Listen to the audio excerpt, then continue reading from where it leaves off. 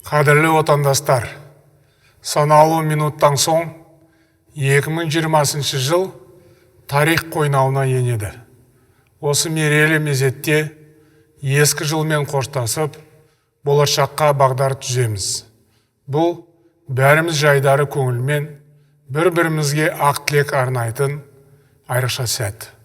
Өтіп бара жатқан жыл күллі әлем жұртшылығының есінде қалатын ерекше жыл болды. Дүние жүзі бұрын соңды болмаған алапат індетпен бетпе-бет келді. Біздің халқымызға да оның зардабы тиді. Осындай қиын кезеңде тұтас ұлт болып, бірлігіміздің қадір қасиетін жете сезіндік. Дертке шалдыққан әрбір адамның тезірек сауығып кетуін тіледік. Бірақ індет адам талғамайды. Пандемияның салдарынан көптеген азаматтарымыздан айырылып қалдық. Олардың ішінде елімізді өркендетуге зор үлес қосқан танымал тұлғалар да бар. Өмірден өткен адамдардың имандары саламат болсын. Енді мұндай қасірет қайталанбасын. Бұл үшін қолдан келгеннің бәрін жасаймыз. Әр азамат мемлекеттің қамқорлығында болады. Алдағы жылдан бастап коронавирусқа қарсы тегін вакцина егуді бастаймыз. Оны азаматтардың қалауымен ерікті түрде жүргіземіз. Осы күрделі кезеңде халқымыз береке бірлігі мен ынтымағын арттыра түсті. Отандастарымыз бір-біріне қол ұшын беріп, жанашырлық танытты. Бұл шын мәнінде ізгілік пен қайырымдылықтың үлгісі. Ең бастысы, біз бәріміз бірге болдық. Мемлекет тарапынан миллиондаған адамға қолдау жасалды. Біз қоғамның игілігі үшін қажырлы еңбек етіп жүрген азаматтардың жұмысын бағалай білдік.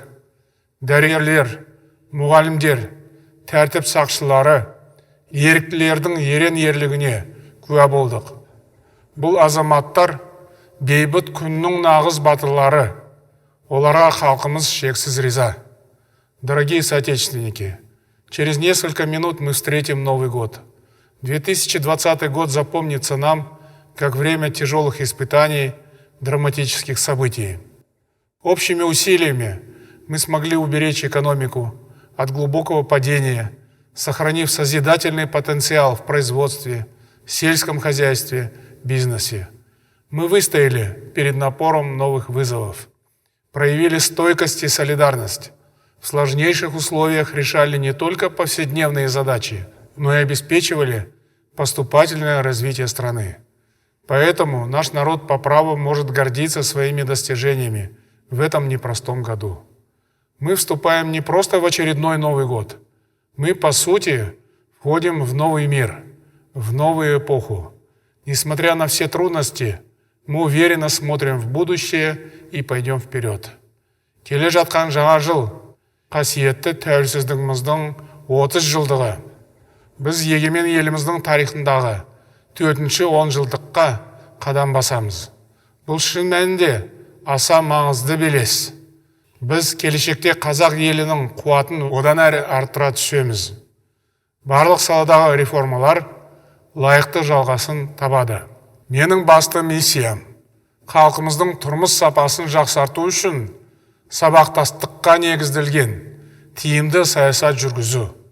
Біз аспенде, таспенде ұлттық мүдделерімізді табандылықпен қорғаймыз. 21 ғасырдың 21 жылы толағай табыстарға, жаңа жетістіктерге толы болады деп сенемін. Хочу обратиться ко всем гражданам нашей Родины. Пандемия коронавируса, к сожалению, не позволила некоторым из вас проводить уходящий год в праздничной атмосфере. Но я уверен, что уже в скором времени все мы, как и прежде, вновь ощутим радость живого общения друг с другом, с родными и друзьями. От всей души желаю всем вам здоровья, счастья и благополучия. Пусть в каждом доме царит согласие, достаток и веселье. Берегите друг друга, заботьтесь о близких. Отдельные поздравления хочу адресовать тем, кто сейчас находится на службе и боевом посту. Народ ценит ваш труд. Мы встречаем 2021 год с большими надеждами. Это естественно. каждый из нас верит, что в его судьбе и в жизни всей страны произойдут перемены к лучшему. Пусть все наши желания исполнятся, и Казахстан станет еще сильнее. Қымбатты отандастар, осы бір ерекше сәтте бәріміздің арман үмітіміз бір арнаға тоғысады. Бұл мерекелік ақжарма тілек. Босағадан еніп келе жатқан жыл берекелі болсын. Тек жақсылық пен қуаныш әкелсін. Әрбір шаңыраққа, әрбір отбасына амандық, бақыт, ырыс тілеймін. Отанымыз өркендей берсін. Жаңа жыл құтты болсын, ағайын.